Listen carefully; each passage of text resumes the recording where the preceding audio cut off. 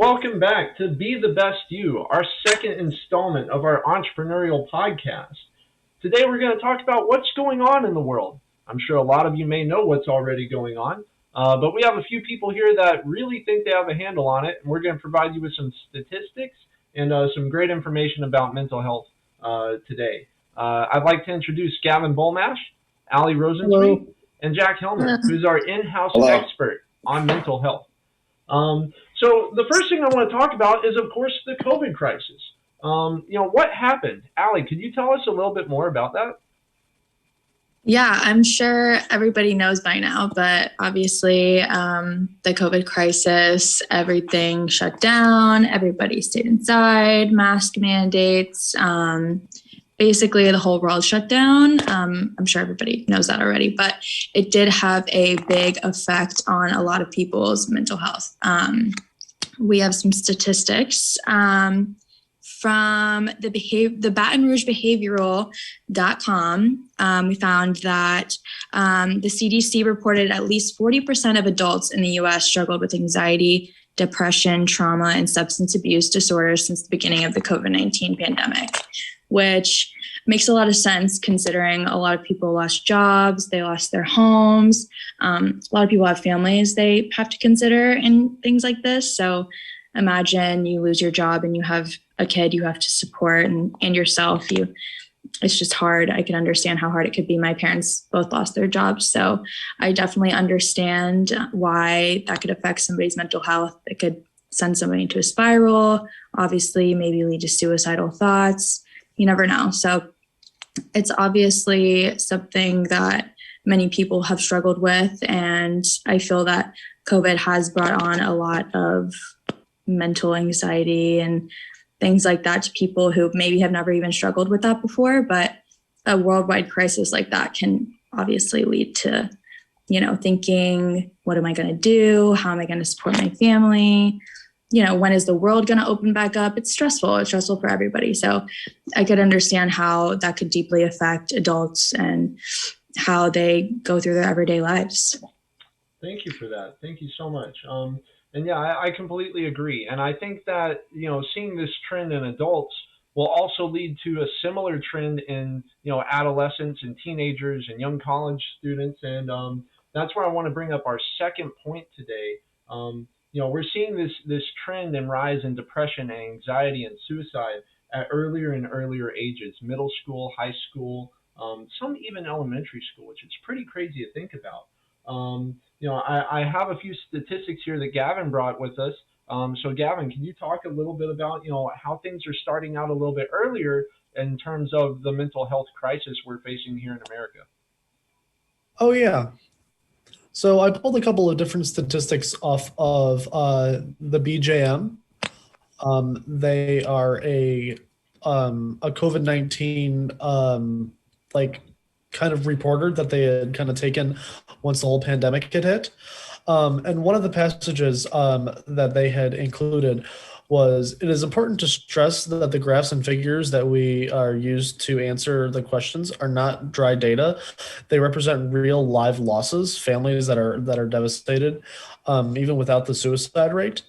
And it's predicted that an additional 6,000 people are going to commit suicide just because of this pandemic in the UK alone. And it's estimated that an additional 800,000 are going to do that worldwide. So things are, it's definitely something that is not a joke, and it's something that is taking effect to real people, and they're putting real numbers to these things. So it's happening to not just older people, it's happening to younger people as well, where people are feeling trapped, people are feeling very hopeless, and they don't really know what's going on. So luckily, it seems as if we're past the worst part of this whole ordeal. But for a very long time, it was very unpredictable and very terrible. Hence the numbers. Right. And I think a lot of what's leading to that may be that, schools are closing down due to, restrictions via the local government and national government and things like that. And the students and kids are really missing out on that crucial socialization aspect. Absolutely. As humans, socialization is critical to our happiness and well-being. That's one of the things that keeps us going throughout the day. and not being able to see your friends every day, you're going to feel really bummed out. And on top of that, you're going through all of these hormonal changes with puberty. You're starting to think about college and potential careers and things like that. And so with those things stacked on top of it, it exponentially exaggerates these negative mental health effects that people are facing. And I think I saw, according to the official Journal of American Academy of Pediatrics, which specifically studies younger children and adolescents, for depressive symptoms coming in and screenings, they saw a rise from 5 to 6.2%, which you may not think that's a lot, but think about how many kids are really out there across the country. And then even suicide risk screenings rose from 6.1 to 7.1%, a whole percent. 1% of 100 million, that's a million people right there. A million kids are at risk of suicide just because of what's going on in the world right now, which is crazy. And I feel like, I just like within the last episode, I was pretty open about my own mental health, and depression and suicide are things that I have personally battled with whenever I was at that age. And I think puberty definitely stacks on top of it. You've got all of these changing hormone levels in your body, going from work and play and things like that, and not really knowing what you want to do with your life can be really daunting. And I can't imagine being a kid in today's world and being taken out of school, being around all of your friends, when sometimes your friends are your only escape from those thoughts, and sometimes you're going through those things together as friends together, and really living in the moment of that time of your life, and that's what makes things easier at times. Sorry to interrupt. It's no, absolutely, an essential part of it. I agree. But yeah, so now why is right now the most important time to care about your mental health? We're seeing a huge change in societal norms and things like that. And I think now more than ever, it's important to find a resolve within yourself. I was reading a study from the Proceedings of the National Academy of Sciences, and they found that people who had higher levels of optimism actually had a longer lifespan, which is pretty crazy if you think about that. If you're happier, you're going to live longer. Not a lot of us take time to think, just I need to be happier today. We're so caught up with everything that's going on. We forget to smile sometimes. But yeah, they found that people who had greater optimism actually had a chance of living past the age 85, which is what they call exceptional longevity. So I guess they're looking at 85 being the typical lifespan, and living past that is considered exceptional.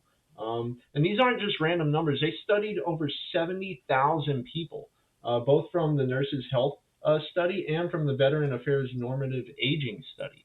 So that's a big group of people that they studied over years to see how happiness really affects your lives. And that's not something that they can just, sit you down in one instance and say, are you happy or not, and see how long you lived.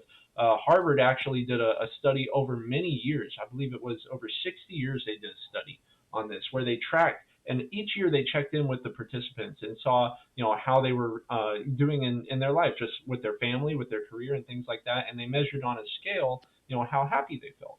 And they found that those who were happier throughout their lives actually ended up living longer, which is pretty crazy.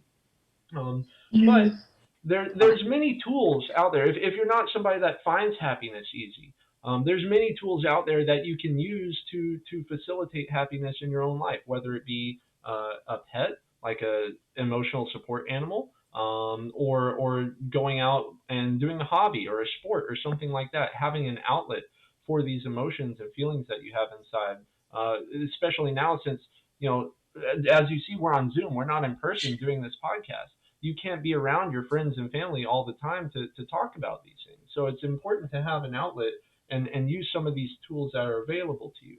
And that's where I would like to throw it over to Jack, because he's our in-house expert. He actually built the UBU app from the ground up, and he knows a lot about mental health and how some of these tools can play into affecting that. So Jack, could you talk to us about, we talked about the in-depth of what your app does in the last podcast, but I want to know your goals of what you would like to accomplish with your app. What's your grand vision, your broader scope for what you want to do for the world with this thing? So really with this, the name of it is UBU. And I want people to be the best version of you that you can be. So empowering yourself to be the best version that you could see yourself or that you're capable of. And you can always exceed expectations and always move forward.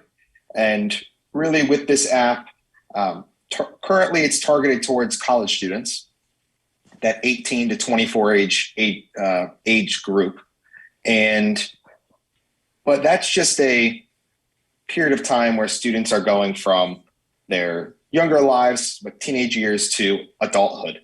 And that's a transitional period, but also elementary school, middle school, high school.